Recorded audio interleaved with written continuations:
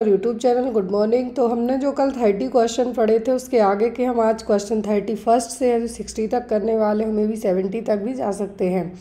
तो यहाँ पर जो मैंने आपको लास्ट क्लास में कहा था कि ये जो चैनल है हमारा मेडिकल एंड नर्सेज आपका शॉर्ट्स चैनल है। तो जो भी लोग स्पेशली नर्सिंग वाले यहाँ पे जुड़े हुए आते हैं इसको देखने के लिए, उनके लिए वो चैनल भी बेस्ट है। वहाँ पे आपको मोर देन 5000 से ज़्यादा वीडियो रिकॉर्डेड क्लासेस हैं, पीडीएफ्स हैं, सभी चीज़ें अवेलेबल हैं। तो आप वहाँ जाके भी एक बार चेक कर सकते हैं। और एक और चीज़, जो भी लोग ये क्लासेस देख रहे हैं मैं उनको बता दूं कि जैसे ही हमारे इसके जो 100 MCQs होते हैं उनका आपको एक बार थ्योरी बेस्ड में, मतलब शॉर्ट्स थ्योरी बेस्ड में जो नोट्स भी आपको यहीं पे प्रोवाइड किए जाएंगे। तो आज का जो हमारा क्वेश्चन है वो आपको ये रहा, poor diet and unhygienic environmental sanitation are major cause of.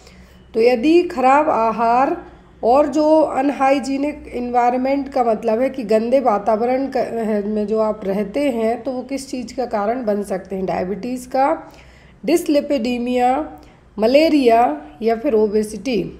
तो यहाँ पर यदि आप ख़राब खान पान करते हैं, गंदी जो अपना रहन सहन है, जो आपकी पर्सनल हाइजीन है वो सब मेंटेन करते हैं, तो एक इस चीज़ का रीज़न बन सकता है। तो आपके ख़राब खान पान के कारण नहीं होती है। एक चीज़ मैं आपको याद दिला दूं कि डायबिटीज़ आपको ऐसा नहीं कि शुगर खाने से होती है, शुगर खाने से होना डिफरेंट रीज़न है, बट इसका जो नाउअडेज डायबिटीज़ का मेन रीज़न है आपका स्ट्रेसफुल जीवन। और जब वो स्ट्रेस आपके इंटरनल ऑर्गन को अफेक्ट करता है तभी जाके पैंक्रियाज है जो आपका इंसुलिन रिलीज़ करती है वो यहाँ पे डिस्टर्ब होता है। तो डायबिटीज़ आपके अनहाइजीनिक एनवायरनमेंट से नहीं होगा। डिसलिपिडीमिया आपके खान पान से होगा। डिसलिपिडीमिया का मतलब है कि लिपिड का लेवल है जो एक तरीके से इम्बैलेंस होना।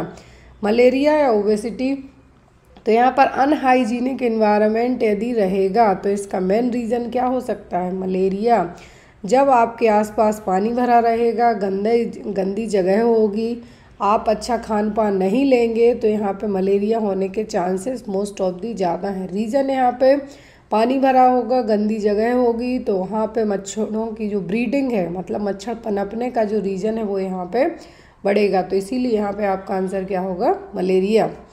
फिर है यहाँ पे हमारा question, which vaccine is recommended as per national immunisation schedule to pregnant mother. तो राष्ट्रीय टीकाकरण कार्यक्रम के अनुसार गर्भवती माता के लिए कौन सा वैक्सीन अनुशंसित है। तो जो हमारा नेशनल इम्यूनाइजेशन शेड्यूल है इसके अकॉर्डिंग कौन सा वैक्सीन ज़रूरी है यदि महिला प्रेग्नेंट है तब, BCG, rota virus, tetanus toxoid, measles vaccine. अब इन चारों वैक्सीन्स को समझने की कोशिश कीजिए। BCG दी जाती है ट्यूबरक्लोसिस से प्रिवेंट करने के लिए। एक बार बच्चे में टीका लग गया तो उसको 20 साल तक जो इसका यहाँ पर ये कह सकते हैं हम प्रोटेक्शन का जो ड्यूरेशन है, बचाव का ड्यूरेशन है वो 20 साल का होता है। ये दी जाती है बच्चे को अपर आर्म में। लेफ्ट अपर आर्म का मतलब है यहाँ पर आपकी जो बाईं भुजा है वहाँ पे दी जाती है इंट्राडर्मल रूट से। बच्चों में आपने देखा होगा कि उनकी जो लेफ्ट आर्म है उस पर एक स्कार देखने को मिलता है, वो BCG का स्कार होता है। यदि ये वैक्सीन बच्चों में at the time of birth, जन्म के समय नहीं दे पाए हैं, कुछ भी रीज़न रहे हो, तो वो 1 साल की उम्र तक दे सकते हैं। सेम रूट रहेगा बट डोज है जो डिफरेंट हो जाएगा। 1 महीने तक सेम डोज रहता है, आफ्टर दैट डोज है जो अलग दिया जाता है। तो ये चीज़ आपको याद रखना है। फिर आती है रोटा वायरस वैक्सीन। तो इंडिया में जो बच्चों की जो स्पेशली छोटे उम्र के बच्चे हैं उनकी डेथ का रीज़न क्या होता है, डायरिया। क्या होता है, डायरिया। अब डायरिया के लिए जो रिस्पॉन्सिबल वायरस है वो होता है रोटा वायरस। बच्चों में डायरिया के लिए रिस्पॉन्सिबल वायरस कौन सा है, रोटा वायरस। तो उसी रोटा वायरस को प्रिवेंट करने के लिए वैक्सीन दी जाती है, रोटा वायरस वैक्सीन। अब ये दी जाती है ओरली, याद रखना है, ये दी जाती है ओरल। 5 ड्रॉप दी जाती हैं इसकी। ओरल मतलब मुंह से डायरेक्ट पिलाई जाती है, जैसे पोलियो वैक्सीन की 2 बूंद दी जाती हैं, इसकी 5 ड्रॉप दी जाती हैं जब बच्चे की उम्र 6 वीक मतलब 1.5 महीना हो जाए, 2.5 महीना हो जाए, 3.5 हो जाए, मतलब तीनों डोज में टोटल 3 डोज दिए जाते हैं 6, 10 और 14 वीक्स में, जब बच्चे को DPT का टीका दिया जाता है। खसरे का टीका दिया जाता है बच्चे को जब बच्चा 9 महीने की उम्र अपनी पूरी कंप्लीट कर ले, उसके बाद खसरे का टीका दिया जाता है मीजल्स से प्रोटेक्ट करने के लिए। अब यहाँ पर टिटनस टॉक्साइड, तो ये जो तीनों वैक्सीन है बच्चों के लिए है, प्रेग्नेंट महिला के लिए नहीं है। जो प्रेग्नेंट महिला को दी जाती है वो दी जाती है टिटनस टॉक्साइड। टिटनस टॉक्साइड यहाँ पे कब दी जाती है, तो प्रेगनेंसी कन्फर्म्ड होती है। आफ्टर दैट यहाँ पे आपको मोस्ट ऑफ द केसेस में 3rd मंथ की प्रेगनेंसी के बाद दी जाती है। और जब यदि आपको तीसरे महीने में दी गई है तो 1 महीने का गैप दे के फिर 5वें में आपको दी जाएगी। तो ये चीज़ आपको रिमाइंड रखना है, एटलीस्ट 1 महीने का गैप है जो दिया जाता है रोटा वायरस वैक्सीन में, टिटनस वैक्सीन में। और जो एक ऐसी सिंगल वैक्सीन है जिसमें 3 महीने का गैप दिया जाएगा वो होती है मीजल्स वैक्सीन। जैसे 9 महीने कंप्लीट होने के बाद लगी तो फिर 12 महीने के बाद लगेगी। क्लियर? तो यहाँ पे जो वैक्सीन दी जाएगी वो कौन सी होगी, टीटी की वैक्सीन, टिटनस टॉक्साइड। फिर है यहाँ पर wholesome nutritious diet complete in all the macro and micro nutrients and the food group is known as. तो मैक्रो और माइक्रो न्यूट्रिएंट समझिए पहले कि जो पौष्टिक व पोषक आहार है जो सभी बृहद एवं सूक्ष्म पोषक तत्वों एवं खाद्य समूहों की दृष्टि से संपूर्ण होता है, क्या कहलाता है। आपको ऑप्शन में balanced diet, unbalanced diet, incomplete diet या फिर सभी। तो यहाँ पे देखिए मैक्रो न्यूट्रिएंट्स में आपके क्या आते हैं, मैक्रो मतलब होते हैं प्रोटीन, फैट, कार्बोहाइड्रेट। क्या है यहाँ पे, प्रोटीन, फैट, कार्बोहाइड्रेट। माइक्रो में आपके आते हैं विटामिन एंड मिनरल्स। क्या है, मिनरल्स आएंगे आपके। तो यहाँ पर जिस खाने में आपके प्रोटीन, फैट, कार्बोहाइड्रेट, विटामिन्स हैं, मिनरल्स हैं, सभी जो फूड ग्रुप्स हैं वो क्या कहलाएगा, वो कहलाता है संतुलित आहार। क्या है, संतुलित आहार। आपको यहाँ पे बहुत सारे क्वेश्चंस इस क्वेश्चन से बनते हैं। तो जैसे प्रोटीन, फैट, कार्बोहाइड्रेट, इसका कॉमन क्वेश्चन बनता है कि 1 ग्राम प्रोटीन से कितनी कैलोरी मिलेगी, 4। 1 ग्राम जो कार्बोहाइड्रेट है उससे भी 4। 1 ग्राम फैट है यदि तो फैट से मिलेगी कितनी, 9। सीधा सीधा डबल से ज़्यादा हो जाएगी। क्लियर? अब आपका माइक्रो में क्या क्या आते हैं, विटामिन। तो विटामिन 2 तरीके के होते हैं, एक होता है पानी में घुलने वाला, दूसरा होता है वसा में घुलने वाला, मीन्स फैट सॉल्युबल विटामिन। अब यहाँ पर जब ये दोनों कैटेगरी के विटामिन हैं तो यहाँ पर इनका आपकी बॉडी में डायरेक्ट काम नहीं होता, बट यदि आपके शरीर में इनकी इनडायरेक्टली कमी होती है तो आपको बहुत सारी प्रॉब्लम्स फेस करना पड़ जाती हैं। तो यहाँ पर ये सभी चीज़ें ज़रूरी हैं। और जब हमारे खाने पीने में कंप्लीट रूप से रहेंगी, पूरा होलसम न्यूट्रिएंट्स रहेंगे, सभी न्यूट्रिएंट्स रहेंगे, तो वो क्या कहलाती है, संतुलित आहार और balanced diet. Next one is which of the following is not a mosquito born disease. इनमें से कौन एक मच्छर वाहित रोग नहीं है। मॉस्क्यूटो बॉर्न का मतलब है कि मच्छर के थ्रू होने वाली बीमारी। अब वो मच्छर कोई वायरस भी कैरी कर सकता है अपने साथ में। तो यहाँ पर क्या है, filariasis, dengue fever, sleeping sickness या फिर मलेरिया। तो अब यहाँ पर कौन कौन सी हैं जो मच्छर से बॉर्न नहीं है, दैट मीन्स मच्छर के कारण यहाँ पे नहीं हो रही हैं। तो यहाँ पर सबसे पहले क्या है, सबसे पहले फाइलेरियासिस। क्या है, फाइलेरियासिस। अब यहाँ पर जो फाइलेरियासिस है, क्या है, फाइलेरियासिस है, किससे फैलती है, तो मच्छर काटने से ही होती है। इसका मच्छर क्या है, इसका मच्छर होता है क्यूलेक्स। इसके मच्छर को क्या कहा जाता है, क्यूलेक्स। और इसका जो ये कह सकते हैं मच्छर क्या कैरी करता है, तो मच्छर जो वर्म कैरी करता है उसका नाम वुचेरिया बैंक्रोफ्टी। क्या है, वुचेरिया बैंक्रोफ्टी। अब यहाँ पे आता है डेंगू। तो डेंगू का सबको पता है एडीज एगिप्टी, ये भी मच्छर से है। मलेरिया, तो मलेरिया का तो भी यहाँ पे मच्छर से ही, फीमेल एनाफ्लीज है यहाँ पे इसके लिए रिस्पॉन्सिबल। मेल मच्छर मलेरिया नहीं फैलाएगा, महिलाएं जिम्मेदार हैं यहाँ पे मच्छरों वाली। तो यहाँ पे क्या है, female Anopheles. Clear? Sleeping sickness के लिए एक हम ये कह सकते हैं कि लाइक अ फ्लाई। क्या है, एक फ्लाई है जो स्लीपिंग सिकनेस के लिए रिस्पॉन्सिबल होती है। क्या है, स्लीपिंग सिकनेस के लिए रिस्पॉन्सिबल होने वाली क्या है, एक जनरली ये फ्लाई है। उस फ्लाई का नाम है टीसेट्स फ्लाई। यहाँ पे आप इनके नाम चाहें तो नोट डाउन कर सकते हैं। क्लियर। तो यहाँ पे जो मच्छर के थ्रू होने वाली बीमारी नहीं है वो क्या है, स्लीपिंग सिकनेस। फिर है हमारा question, which of the following is caused by bacterial infection. इनमें से कौन सा रोग जीवाणु संक्रमण से होता है, टिटनस, रेबीज, मलेरिया या फिर कैंसर। तो बैक्टीरिया से क्या होगा, रेबीज तो वायरल है, ध्यान रखिए यहाँ पर रेबीज क्या है, वायरल है, इन्फेक्टेड डॉग या रेबिड कैट के बाइट करने के कारण होगा। मलेरिया मच्छर से होगा। कैंसर के लिए बैक्टीरिया जिम्मेदार नहीं होगा। यहाँ पर जो इन्फेक्शन है बैक्टीरिया वाला वो टिटनस, क्या है, क्लोस्ट्रीडियम टिटेनी, जो कि बैक्टीरिया है, इसके लिए जिम्मेदार है। फिर है हमारा question, dietary factors which decrease iron absorption. तो वे आहारीय कारक जो आयरन अवशोषण को घटा देते हैं। ऑप्शन में आपका increased intestinal mobility, presence of phytate and oxalate, hypochondria या फिर ऑल ऑफ दी अबव। तो हमारे शरीर में आयरन के एब्जॉर्प्शन को घटाने का काम कौन करेगा। फर्स्ट थिंग याद रखिए, आयरन का एब्जॉर्प्शन हमारे शरीर में होता कहाँ पर है, स्मॉल इंटेस्टाइन के ड्यूडेनम पार्ट में। अब यहाँ पर यदि इंटेस्टाइनल मोबिलिटी बढ़ेगी तो यहाँ पे घटने के चांस होंगे। यदि फाइलेट ऑक्सलेट ज़्यादा मात्रा में है तो भी घटने के चांस होंगे। अब यहाँ पर जो हाइपोकॉन्ड्रिया है, क्या है, हाइपोकॉन्ड्रिया है। तो ये हाइपोकॉन्ड्रिया क्या है, एक तरीके से आपको कोई एंजाइटी हो जाए या फिर एक तरीके से हम ये कह सकते हैं कि कोई ऐसी medical condition like obsession type भी हो जाए। तो ये सब रीज़न है जो dietary factors which decrease the iron absorption. तो यहाँ पे आप इनको सबको मार्क कर सकते हैं। एंजाइटी वगैरह रहेगी, खाएंगे पिएंगे नहीं तो आयरन कहाँ से एब्जॉर्ब होगा। Next one is the 5 food group system can be used by health professional for. तो यहाँ पर जो 5 फूड ग्रुप सिस्टम है वो कौन से हैं।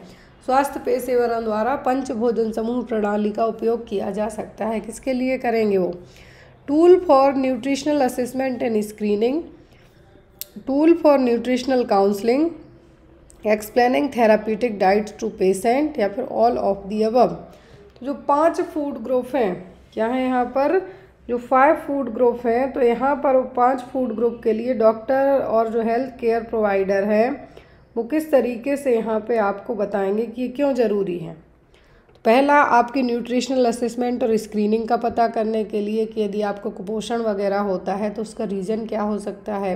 अब आपको किस तरीके से खाना पीना है तो उसकी काउंसलिंग के लिए भी ये करेंगे। और जो 5 फूड ग्रुप हैं वो हमारे कौन से होते हैं, fruit, vegetables, grains, proteins and dairy product. मतलब फल फूल, सब्जियाँ, grains, proteins and dairy product. फिर है आपको थेराप्यूटिक डाइट, यदि किसी को लेट से डैश डाइट प्रिस्क्राइब की जानी है, डैश डाइट हाइपरटेंशन वालों को दी जाती है, ठीक। अब एक होती है राइस डाइट। राइस डाइट किसको दी जाती है, स्पेशली डायरिया वालों को। तो यहाँ पर इस तरीके की ये जो डाइट हैं तो ये क्या है, थेराप्यूटिक डाइट्स में आ जाएंगी। तो यहाँ पर ये सभी है जो इसके लिए रिस्पॉन्सिबल कंसीडर हो सकती हैं। फिर है हमारा the minimum suggested dose of iodine supplementation is per day to prevent the occurrence of iodine deficiency disorder. Iodine की कमी से होने वाले रोगों को प्रिवेंट करने के लिए, कि वो ना हो, उनको रोकने के लिए हमारे भोजन में मिनिमम आयोडीन का अमाउंट कितना होना चाहिए। 100 से 150 माइक्रोग्राम, 190 से 210 माइक्रोग्राम, 350 से 375 या फिर 400 से 435। हमारे खाने पीने में यदि आयोडीन की कमी होती है तो आपको ऊपर बताया था कि घेंघा रोग होने के चांसेस हो सकते हैं। जब शुरुआत की थी इस पेपर की तभी आपको बताया था। तो अब आयोडीन की कमी यदि होती है हमारे शरीर में तो घेंघा होगा। लेकिन यदि आयोडीन हम अपने खाने पीने में मिनिमम जो सजेस्टेड डोज है वो होता है 100 से 150 माइक्रोग्राम। कितना, 100 to 150 माइक्रोग्राम यदि लेते हैं तो चांसेस हैं जो कम हो जाएंगे आयोडीन की कमी के कारण होने वाली बीमारियों के। Next one is biannual deworming scheme which is component of weekly iron and folic acid supplementation scheme provide following dose of albendazole। Question ध्यान से देखिए आप लोग कि बाई एनुअल डिवॉर्मिंग मतलब साल में 2 बार बाई एनुअल का मतलब होता है साल में 2 बार, इन 6 मंथ एंड 6 मंथ। अब यहाँ पर जो बाई एनुअल डिवॉर्मिंग स्कीम है, इसके अकॉर्डिंग जो वीकली आयरन और फॉलिक एसिड सप्लीमेंटेशन तो दिया ही जाता है, लेकिन एल्बेंडाजोल का डोज कितना होता है, एल्बेंडाजोल की मात्रा कितनी दी जाती है, 400 mg, 800 mg, 100 mg या फिर 750 mg। तो आपने मार्केट में अलग अलग नाम से मिल जाती है, बेंडी प्लस के नाम से मिल जाती है। मार्केट में यदि बात करते हैं हम तो एल्बेंडाजोल डायरेक्ट नाम से भी आपको मिल जाएगी, सबको पता है कीड़े मारने की दवाई पेट के। तो अब यहाँ पर जो डोज है बाय एनुअल डिवॉर्मिंग में, तो एल्बेंडाजोल का डोज दिया जाता है 400 मिलीग्राम, 400 mg है जो यहाँ पे डोज दिया जाता है। यदि लेट से बच्चे हैं तो स्पेशली 1 साल से कम उम्र की बच्चों में हमें नहीं देना है, क्या है, हमें नहीं देना। इवन 2 तक भी डॉक्टर है जो प्रिस्क्राइब नहीं करते हैं। दूसरी चीज़, अब 2 साल के ऊपर के बच्चे हैं तो हर 6 महीने में यदि आप देते हैं तो आप बच्चों को एक बार में 400 mg ना दीजिए।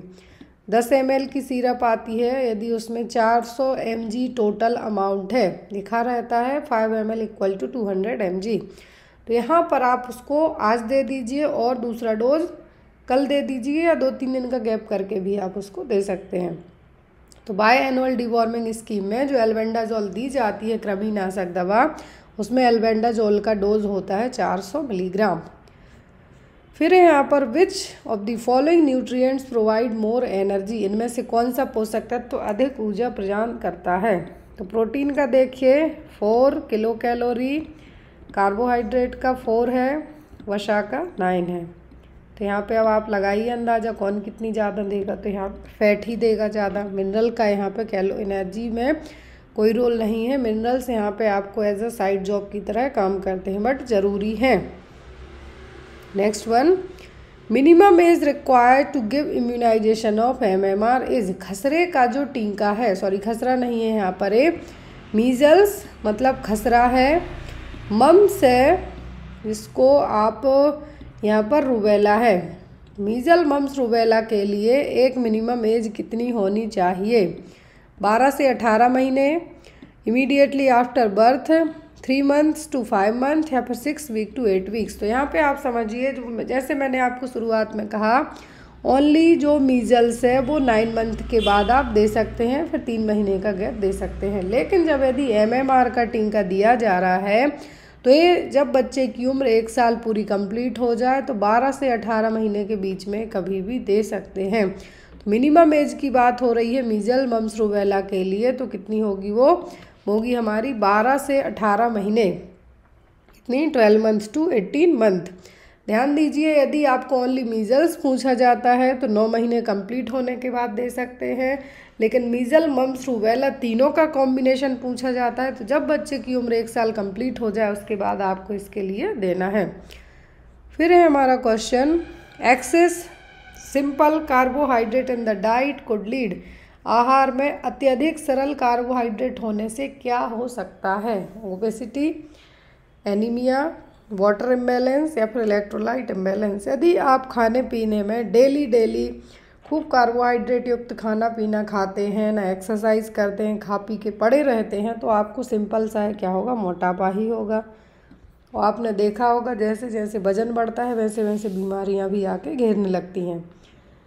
फिर है हमारा question, megaloblastic anaemia is due to deficiency of, तो मेगालोब्लास्टिक एनीमिया किसकी कमी के कारण होगा, फॉलिक एसिड की, निकोटिनिक एसिड, पेंटोथेनिक एसिड, या फिर सभी।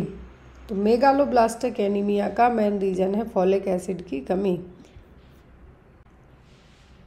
RDA for calcium as per ICMR 2010 for pregnant women is, तो ICMR है उसके अकॉर्डिंग गर्भवती महिलाओं में आयरन के कैल्शियम का डोज है जो कितना है, 1200 mg per day, 1600 mg per day, 1400 mg per day, या फिर 1800 mg पर डे। तो जो गर्भवती महिलाएं हैं, RDA जो रिकमेंडेड डेली अलाउंस है, शुरुआत में आपको न्यूट्रिशन वाली जो सीरीज़ है इसमें शुरुआत में था RDA का full form recommended daily allowance, तो यहाँ पर ICMR के अकॉर्डिंग गर्भवती महिलाओं में 1200 mg पर डे, कितना, 1200 mg पर डे है जो कैल्शियम की रिक्वायरमेंट कंसीडर की गई है।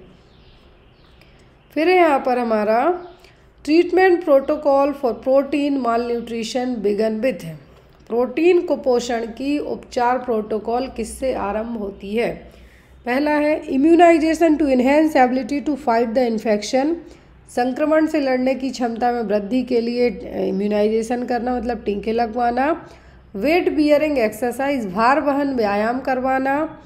Replenishment of fluid followed by gradual increase in high quality protein and calories, तरल पदार्थों की पुनः पूर्ति तत्पश्चात उच्च गुणवत्ता वाले प्रोटीन और कैलोरी में क्रमशः वृद्धि करना या फिर इनमें से कुछ नहीं करना है की बात की जा रही है। अब जब प्रोटीन की कमी होगी हमारे शरीर में तो इन्फेक्शन तो होगा ही होगा। अब यदि आप उस प्रोटीन की कमी को पूरा किए बिना यदि टीके लगाते हैं तो क्या वो काम करेंगे? नहीं करेंगे।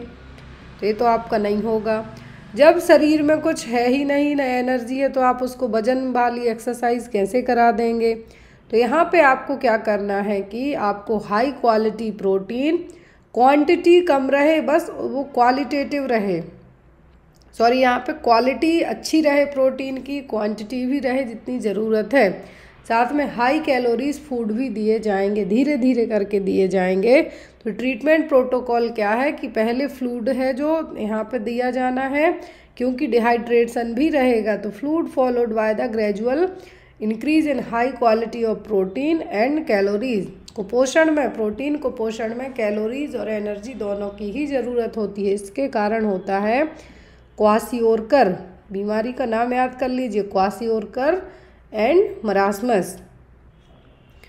फिर है हमारा question, World Health Organization TB statistics for India 2015 is, विश्व स्वास्थ्य संगठन का भारत के लिए 2015 का टीबी का आंकड़ा क्या है?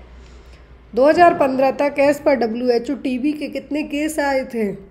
2.2 मिलियन केसेस, 2.8 मिलियन, 3.1 या फिर 1.1 मिलियन केस। तो 2015 तक जो टीबी का आंकड़ा निकाला था, मतलब 10 साल पहले तक, तो टीबी के केस थे 2.2 मिलियन। 2.2 मिलियन कितने हो गए? 1 मिलियन में तो 10 लाख हो गए, 1 मिलियन में 10 लाख हो गए, तो मतलब 22 लाख। कितना? 22 लाख यहाँ पे केस थे। Next one is take home ration scheme for pregnant and lactating mother under ICDS food supplement scheme provide. तो जो यहाँ पर इंटीग्रेटेड चाइल्ड डेवलपमेंट स्कीम है, इसका नाम क्या है? इंटीग्रेटेड चाइल्ड डेवलपमेंट स्कीम 1975 में लाई गई थी। अक्टूबर 1975 में इसको लाया गया था। इसके बेनिफिशियर्स ग्रुप थे, मतलब लाभार्थी ग्रुप थे, गर्भवती महिलाएं, छोटे बच्चे 5 साल की उम्र से कम के। जो आपने आंगनवाड़ी सेंटर देखे हैं वो इसी ICDS स्कीम के तहत ओपन करवाए जाते हैं। तो अब इस ICDS स्कीम के तहत जो गर्भवती महिलाएं और जो महिलाएं अपने बच्चों को फीड कराती हैं, ब्रेस्ट मिल्क पिलाती हैं, तो उनके लिए यहाँ पर राशन घर ले जाओ योजना है। जो ICDS के तहत राशन घर ले जाओ योजना है, तो इसके तहत यहाँ पर कितना कैलोरीज का जो खाना पीना दिया जाता है? 600 कैलोरी, 350 कैलोरी, 900 कैलोरी या फिर 750 कैलोरी। तो राशन घर ले जाओ योजना जो इंटीग्रेटेड चाइल्ड डेवलपमेंट स्कीम और ICDS के तहत लाई गई थी, इसके तहत जो गर्भवती महिलाएं हैं और लैक्टेटिंग मदर हैं उनको 600 किलो कैलोरीज है जो डेली यहाँ पे प्रोवाइड किया जाता था। Next one, accumulation of water in the interstitial space is known as अंतराकाशी। मतलब यहाँ पर इंटरस्टिशियल स्पेस में यदि वाटर इकट्ठा हो जाए, पानी इकट्ठा हो जाए, तो उसको आप क्या कहेंगे? एडिमा, डर्मेटाइटिस, इन्फ्लेमेशन या फिर अल्सर। इन्फ्लेमेशन इन्फेक्शन में ही होगा, ये डर्मेटाइटिस भी नहीं होगा ना अल्सर होंगे। पानी जब हमारे शरीर में इकट्ठा होने लगता है तो फूला हुआ शरीर दिखेगा और उसको कहा जाता है एडिमा।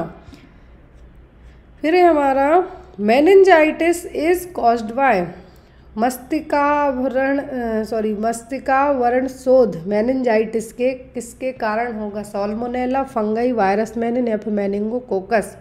सबसे पहले समझिए मेनिंजाइटिस है क्या। तो ये रहा हमारा ब्रेन और ये रही हमारी स्पाइनल कॉर्ड। अब इसको कवर करने के लिए किस तरीके से, जैसे हमारी स्किन कवर करती है इंटरनल पार्ट्स को, वैसे ही हमारे ब्रेन को और स्पाइनल कॉर्ड को कवर करती है एक ये लेयर। इसको कहा जाता है मेनिंग्स। क्या है ये? मेनिंग्स। जब इसमें किसी भी तरीके का इन्फेक्शन हो जाए तब ये क्या कहलाता है? मेनिंजाइटिस। जहाँ पर भी आइटिस वर्ड जुड़ के आता है मतलब ये क्या है? इन्फेक्शन है। क्या है? इन्फेक्शन है। तो मेनिंजाइटिस का मतलब होता है हमारे ब्रेन और स्पाइनल कॉर्ड की जो कवरिंग लेयर है मेनिंग्स, उसमें होने वाला इन्फेक्शन। इसके कुछ साइन होते हैं। एक तो होता है हेडेक। क्या होता है? हेडेक सबसे ज़्यादा होना। दूसरा फीवर आना। इन्फेक्शन होता है तो कॉमन है बुखार भी आएगा, बॉडी का टेम्परेचर भी बढ़ेगा, तो इन्फेक्शन भी होगा। तीसरा होता है ब्रुजिन्स्की साइन और कर्निंग साइन। दो मेडिकल टर्मिनोलॉजी के साइन है, ब्रुजिन्स्की एंड कर्निंग, जो कंफर्म करते हैं कि मेनिंजाइटिस है। तो यहाँ पर मेनिंजाइटिस किसके कारण होता है? मेनिंगोकोकस नाम के बैक्टीरिया के कारण। फिर है हमारा question, it is also known as the sunshine vitamin. इसे धूप से मिलने वाला विटामिन भी कहते हैं। कौन सा है तो धूप से मिलने वाला विटामिन? ए, डी, ई या फिर के? धूप से मिलने वाला विटामिन एक ही है, वो है विटामिन डी। आप नावाडेज आप इवन कहीं पर भी रहते हैं, स्पेशली यदि आप या तो कॉलेज पर्सन हो या फिर आप आईटी में काम करते हो या डॉक्टर्स हो या नर्सेस हो, सब में विटामिन डी की कमी निकल आएगी। रीज़न, पहले हम बाहर खूब घूमते फिरते थे, नावाडेज मोबाइल, लैपटॉप, टीवी इन सब में लगे रहते हैं, तो इसकी कमी होना नॉर्मल सी बात है। सनसाइन विटामिन कौन सा है तो वो है धूप से मिलने वाला विटामिन, वो कहलाता है विटामिन डी।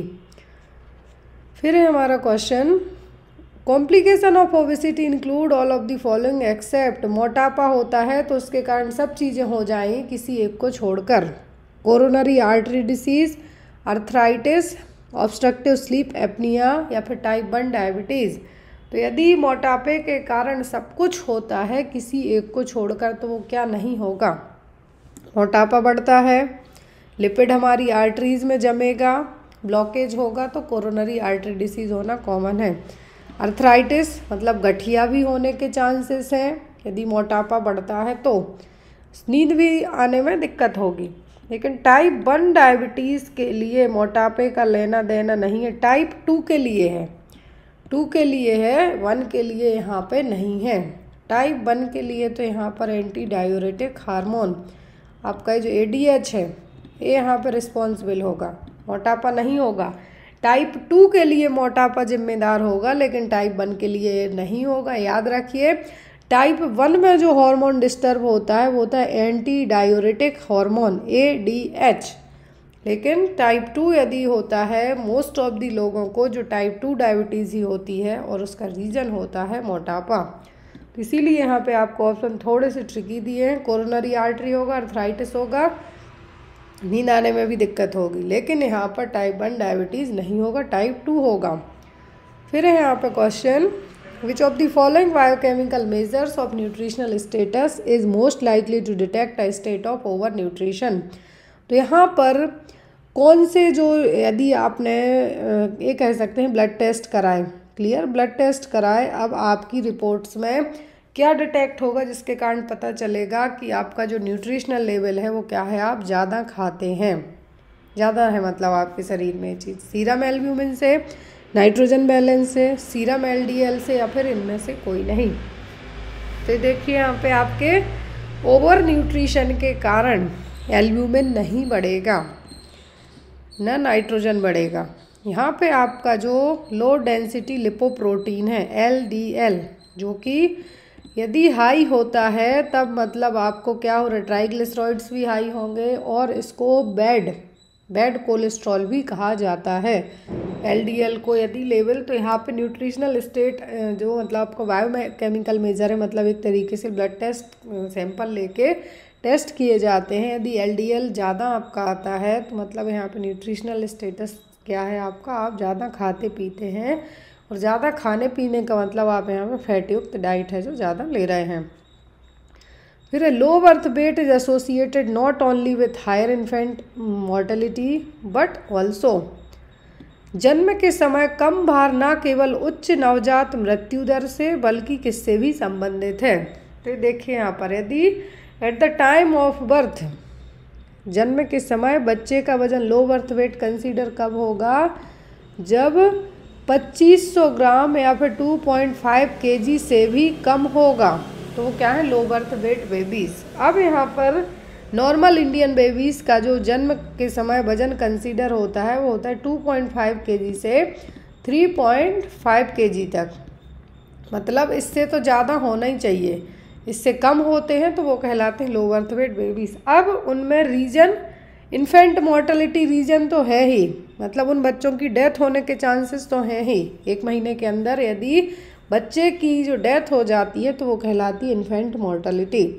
लेकिन यहाँ पर और क्या हो सकता है यदि बच्चे कम वजन के पैदा हुए हैं तो long term health consequence, reduced immunity, nutrients deficiency या फिर ऑल ऑफ दी सभी। लॉन्ग टर्म हेल्थ कॉन्सिक्वेंस का मतलब है जन्म के समय यदि बच्चे का वजन कम है तो उसमें जन्मजात बीमारी होने के चांसेस ज़्यादा हैं, तो ये भी हो सकता है। इम्यूनिटी वीक ही रहेगी, वजन तो है नहीं ना, बॉडी पर फैट है। न्यूट्रिएंट्स की भी कमी होगी, तो यहाँ पे सब कुछ होने के चांसेस हैं, मतलब बच्चे की डेथ होने के चांसेस तो हैं ही हैं। इन्फेंट की जो जन्म के समय नवजात मृत्यु के होने के चांसेस तो हैं ही हैं, डेथ के होने के चांसेस हैं। लेकिन बच्चा यदि कम वजन का पैदा होता है तो उसमें और दूसरी प्रॉब्लम होने के चांसेस भी हो सकते हैं। फिर है हमारा यहाँ पर moon face is a symptom of, चंद्रमुख किसका लक्षण है? VAD, क्वासियोरकर, मरासमस या फिर PEM, मतलब PM का मतलब होता है प्रोटीन एनर्जी माल न्यूट्रिशन।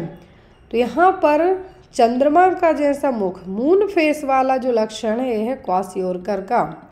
किसका? क्वासियोरकर का।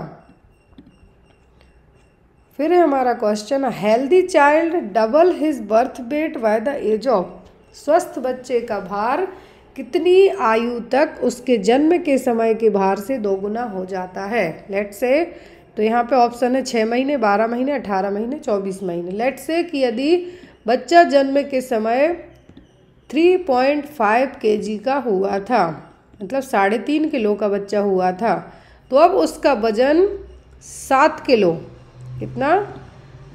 7 kg है, जो कब हो जाएगा? कब होगा 7 kg? 6 महीने में, 12 महीने में, 18 महीने में कि 24 महीने में? तो बच्चे का वजन डबल हो जाएगा 6 महीने की उम्र में। 2.5 किलो है तो 5 किलो हो जाएगा, 3.5 है तो 7 हो जाएगा, मतलब सीधा डबल। अब यहाँ पर यदि ट्रिपल की बात करें, 3 गुना कब होगा? तो 3 गुना हो जाएगा 12 महीने में। याद रखिए, बच्चे का वजन जन्म के समय जितना है उससे डबल हो जाएगा 6 महीने में, 3 गुना हो जाएगा 12 महीने और 1 साल में, और बच्चे का वजन जितना जन्म के समय है उसके 4 गुना हो जाएगा 24 महीने की उम्र तक। क्लियर? नेक्स्ट है हमारा question, following scheme was the pilot project पूर्ण शक्ति केंद्र लॉन्च। तो यहाँ पर पूर्ण शक्ति केंद्र है जो किस पायलट प्रोजेक्ट के तहत लॉन्च किया गया था? राष्ट्रीय बाल स्वास्थ्य कार्यक्रम, integrated child development scheme, integrated child protection scheme या फिर national mission for empowerment of women, राष्ट्रीय महिला सशक्तिकरण मिशन के तहत। तो जो पूर्ण शक्ति केंद्र है, क्या है? पूर्ण शक्ति केंद्र। तो सबसे पहला यहाँ पे क्या है? RBSK, राष्ट्रीय बाल स्वास्थ्य कार्यक्रम। ये प्रोग्राम लाया गया था कब? तो RBSK है जो, क्या है? राष्ट्रीय बाल स्वास्थ्य कार्यक्रम। इस कार्यक्रम के तहत जो भी यहाँ पे बच्चे हैं, स्पेशली क्या है? बच्चे हैं जिनकी उम्र जन्म से लेके 18 साल तक की है। यहाँ पे जो RBSK है ये लाया गया था बॉर्न होने से लेके बच्चे की उम्र 18 साल तक की है। तो उनमें जो 4D, यहाँ पर आपको 4D हैं, जो मैंने जो सेकंड चैनल है मेडिकल नर्सेज है उस पर इसको बहुत डिटेल में पढ़ाया भी है।